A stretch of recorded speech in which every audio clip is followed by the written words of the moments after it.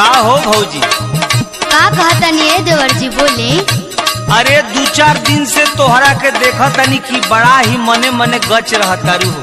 का कही है देवर जी, बड़ा खुशी के बात बना, यही से गच बाने।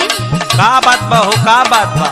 जाना तानी देवर जी, आपन मुखिया जी पूरा पंचायत में पानी पानी कर देले बा। कैसे हो भौजी, कैसे?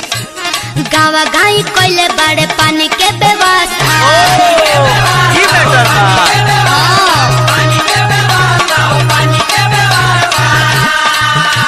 अतने ना ये देवर जी। औरू का हो भौजी, औरू का कदल मुखिया जी तोहरा के?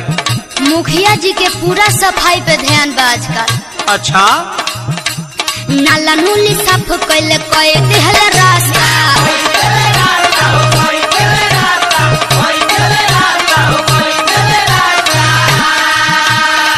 हाँ तब भौजी तू ठीक कहतारू, हम देखनी है तोहरो गली बड़ी चिकन लागतिया। आ सही ये देवर जी, उहाँ के ध्यान तो हमारी पर बटले बा।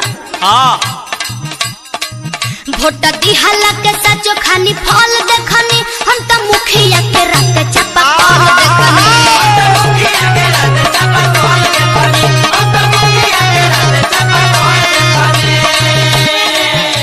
ए भौजी, का है देवर जी?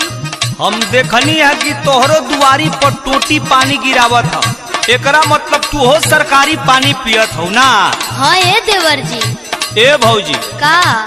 अरे अतने ना, मुखिया जी औरू कुछ बाटत हवन भौजी, अहिला सुना।